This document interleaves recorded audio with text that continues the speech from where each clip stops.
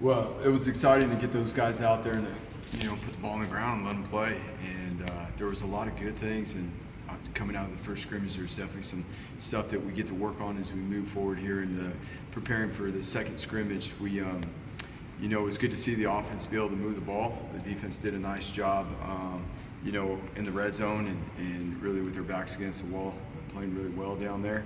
But overall, the guys played very fast. It was good to see a bunch of guys make plays, both in the run game and in the pass game. Good to see a couple guys had some interceptions today too, taking the ball away.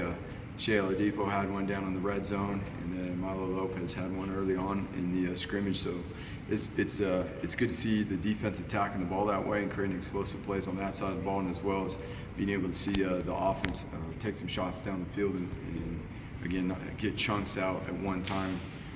There were some long play drives as well from the offense. There was drives, of 11, 10 plays, and so that's always a good thing. Obviously now as we move along, it's how do we capitalize and finish on those drives. Any other individual standouts we can mention about? There was a lot of guys played, obviously. In the first scrimmage, everybody's going to play, everybody's going to get their work in, so it was good to see. There's a lot of young guys that got reps today too, so really liked the way the linebackers communicated today. DJ and Drew did a really nice job with the first team in making sure that we were lined up and we were situated. It's good to see them attack the line of scrimmage in the run game. Felt like the defensive front and really, the defense altogether did a really good job in the run game today and working to create pressure on the quarterback. Is there a special format to the scrimmage, or is it pretty similar to a game, like time-wise and everything? So in this first scrimmage, we don't go through the normal pregame operation that we would for a typical game. We use this first scrimmage to continue to work on fundamentals, certain things we need to still get in special teams wise. So it was, prior to scrimmaging and kicking off at 10 a.m., which we were simulating our 10 a.m. kickoff, we actually got a good 45 minutes worth of practice work, which is huge.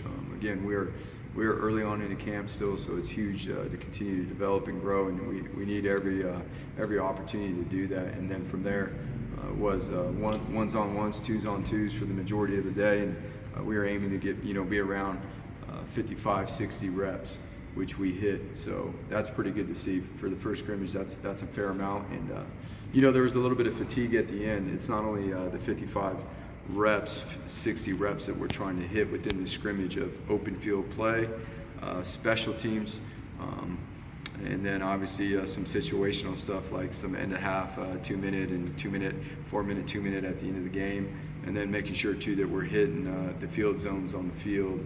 Sometimes we'll create those situations and put the ball down so that the team gets the opportunity to know and understand what it is and how to play those field zones. You talk about those reps. I know it was so important for you to build the depth on the interior so you can get those reps. After 2 weeks, how big of a difference is it to have enough guys to get those reps? Yeah, when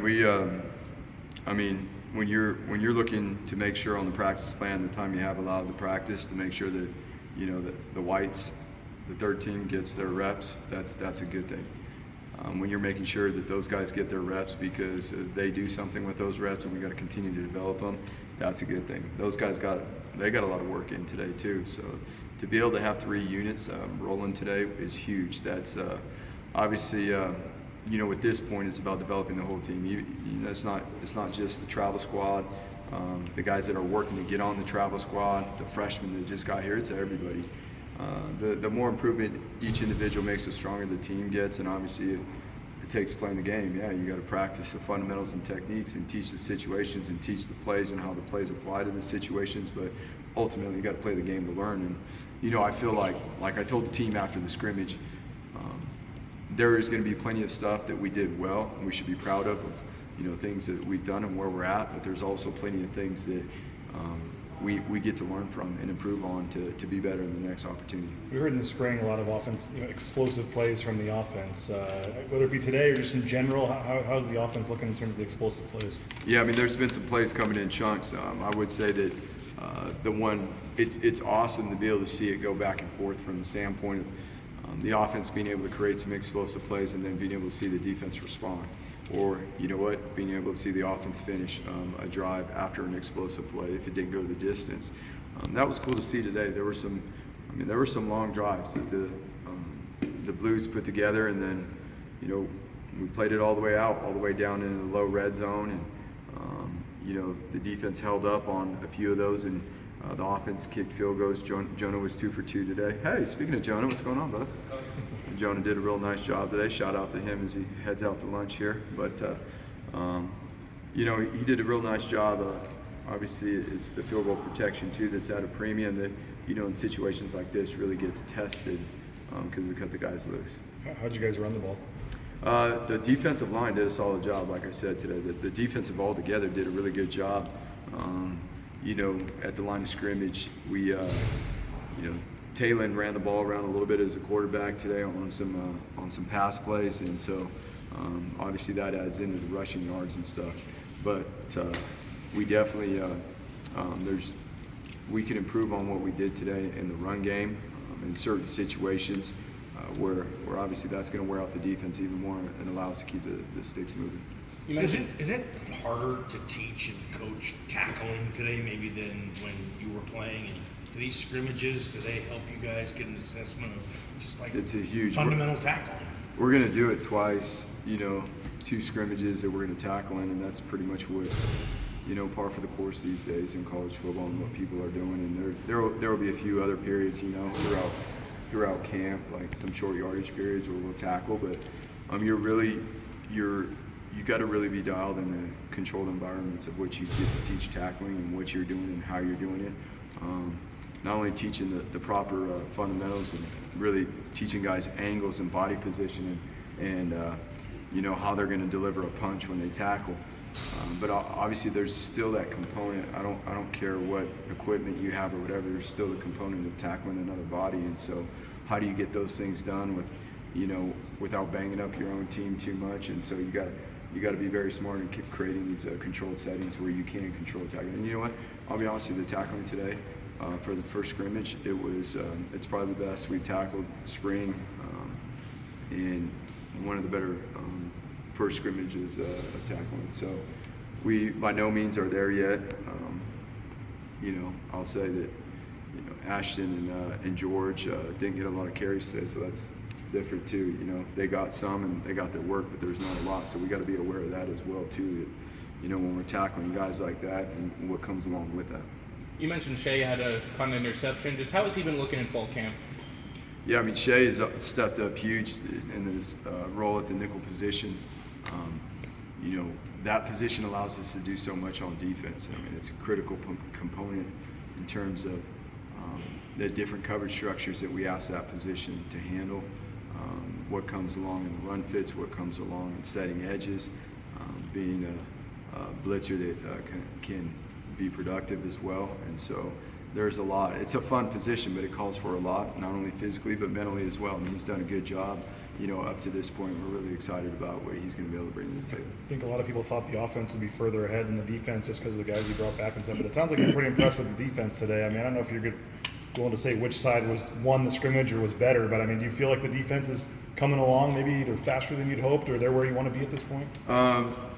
It's the thing about this is you want to see it go back and forth, right? Whether it's in practice or in a scrimmage, you want to see one side of the ball create some explosives, and then how does the other side respond? That's the biggest part, but you want to see both sides doing it. If it's one-sided, that's not a good situation.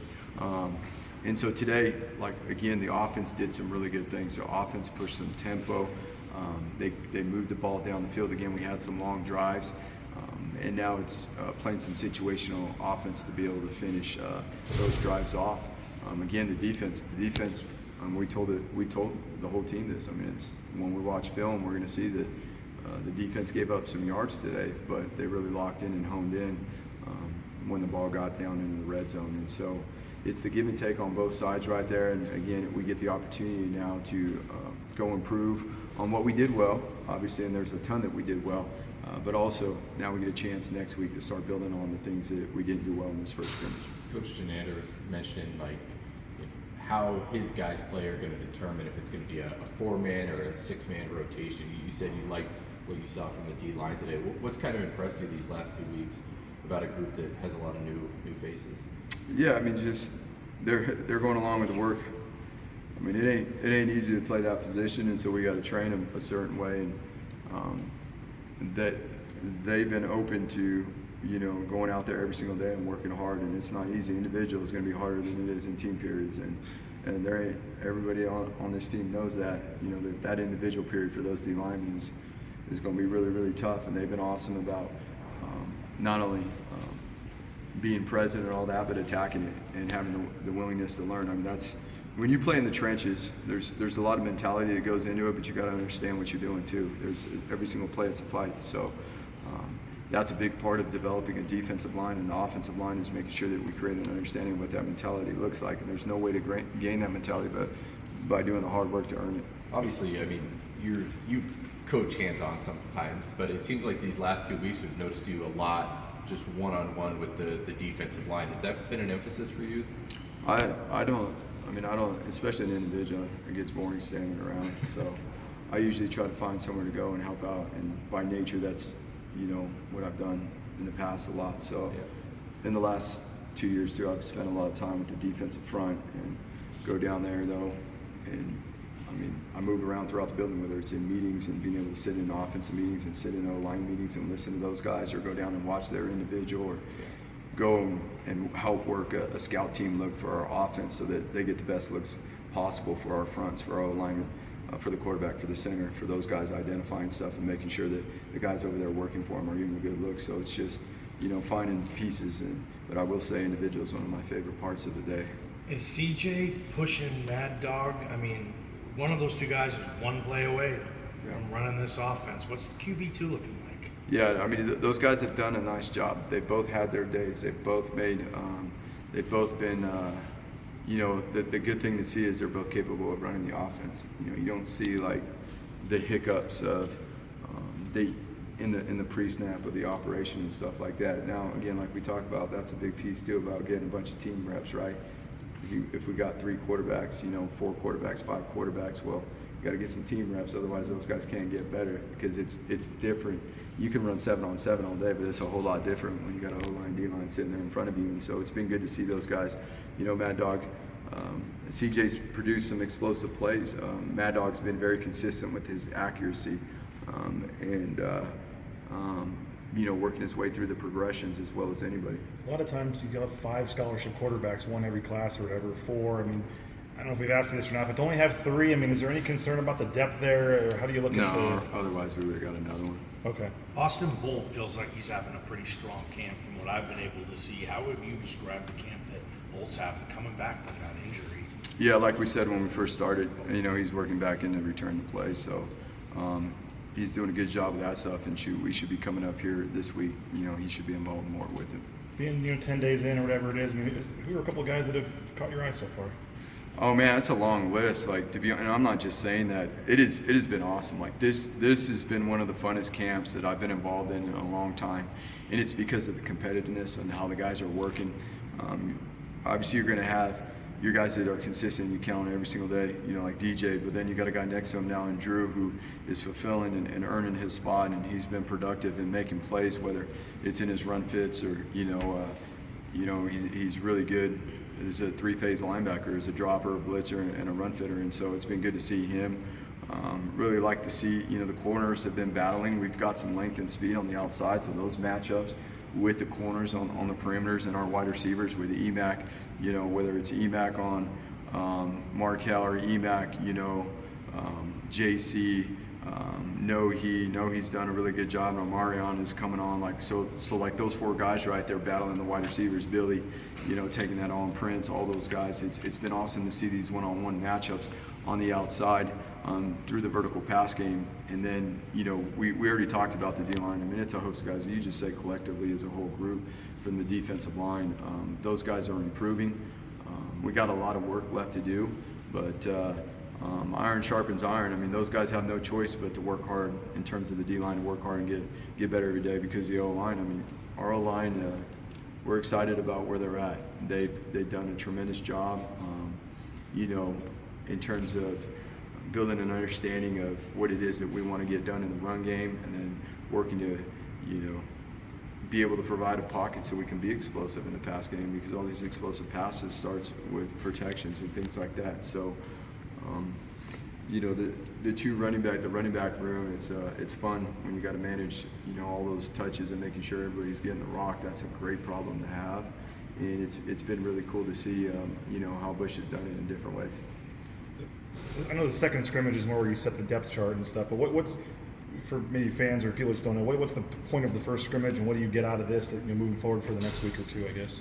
Yeah, all along we're setting it, and we're constantly, like, competition is the best thing. You can't think that I'm a starter and show up here and not be an elite worker, you're gonna get passed up.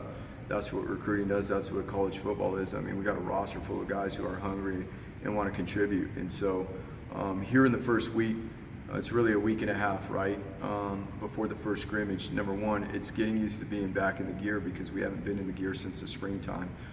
It's getting used to, playing the position with that gear on, getting the timing down of each individual position, whether it's coming off the ball as a defensive lineman and your footwork and striking and being in the right position, or a wide receiver and your releases, and the right proper amount of steps and the depths on routes and all those things. And so today was really about this, is working on our preparation from not only the first week and a half, but really locking in the last couple days of what it looks like to get yourself ready for a game.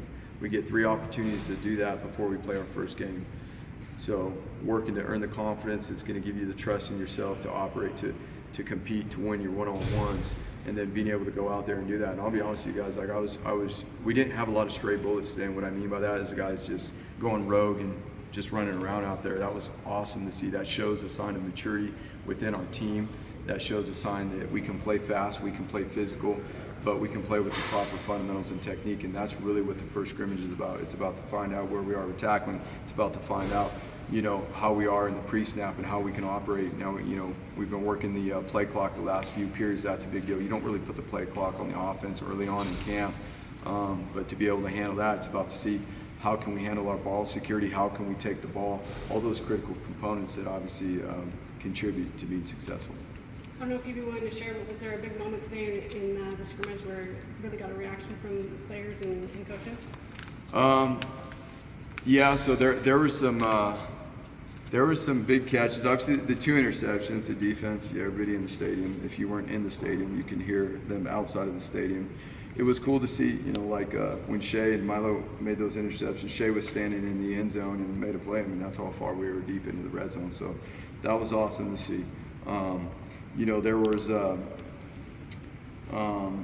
There was a couple long pass plays. Billy did a nice job. Billy had an explosive play on a pass. T. Crow had a huge conversion out of the backfield on a 3rd and long situation that was really cool to see, where the coverage held and TG worked the progression and got it all the way back down to the tailback, and he was able to, again, in a long situation, convert there. So, it was good to see the ball getting pushed down the field. There's been plenty of those opportunities throughout fall camp, and we just got to continue to work those. We also had some where DBs made nice plays today too, and so the thing that we want to continue to see is that it goes back and forth, especially in these one-on-one situations where the explosive plays on the perimeter. That's what they really come down to. The guys need to get used to what that feels like and how they finish, whether you're a wide receiver going up and getting the ball and finishing, or whether you're a DB, at the top of the route and not panicking and grabbing onto a wide receiver and being able to finish on the ball.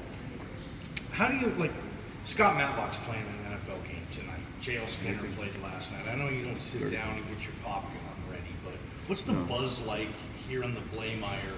Every kid in that room wants to play in the NFL, and No, we all know though. We all know. How do you handle it? Just because they're not here, and we got a lot of stuff going on. Trust me, we were here till 10:30 tonight, not getting ready, or last night, not getting ready for today, but getting ready for Monday. Just because we're out front, but I want to see JL play. So it was nice to catch the end of the game last night. Again, it's nice to we're gonna send our guys a text. We don't stop thinking about them, and so. That's why you see our alumni come out to practice and our at scrimmages and stuff like that. So we're fired up to see Scotty and David Moa play tonight. There's a few guys playing tonight. it's exciting. It's motivation for our players, you know. Scotty did things in an elite way here. I mean, we still go back to this film to teach defensive front stuff. And until someone puts better film down, we're going to keep going back to it. So that's the motivation and encouragement. And obviously, we'll all be here cheering and rooting for all the guys that are playing today. Anything else?